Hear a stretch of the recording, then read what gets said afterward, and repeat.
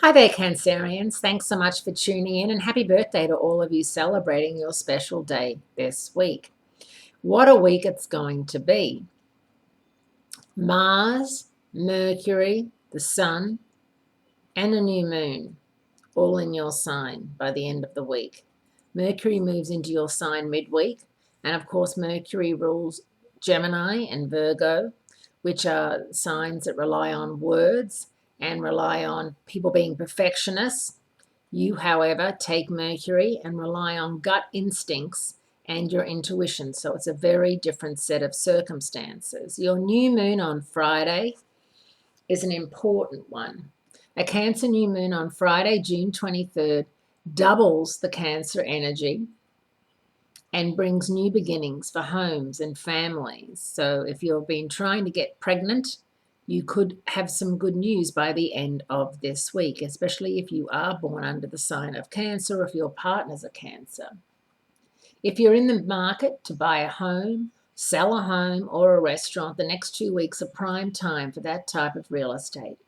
Some heavy love vibes are going down on Saturday, June 24, when Venus in Taurus marks a trine to darkly sensual Pluto in Capricorn for the first time this year. Venus is at its best in Taurus, and this trine sets the stage for heavy-duty love scenes.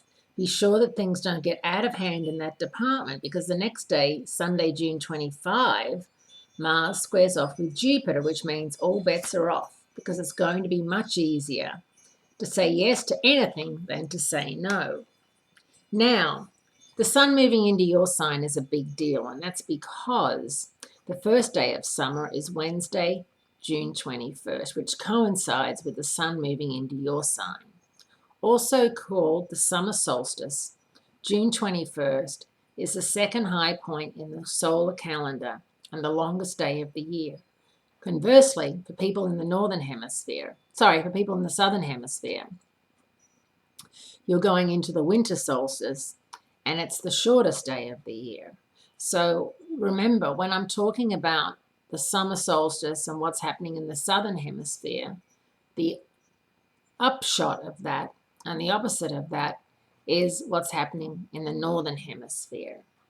That same day, there's a superior conjunction between the Sun and Mercury. Because Mercury is moving fast and is at its farthest point from Earth, this is a time when communications are logical and objective.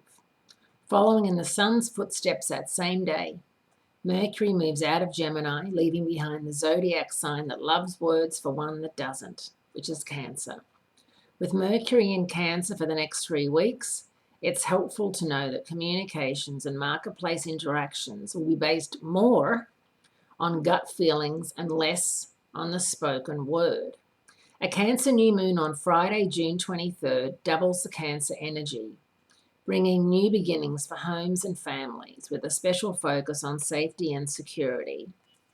If you're in the market to buy a home or a restaurant, the next 2 weeks is prime times for that type of real estate. And as I said, some heavy love vibes are going down later in the week when the planets are really looking out for you. Scorpios and Capricorns are both excellent matches for those of you who are single.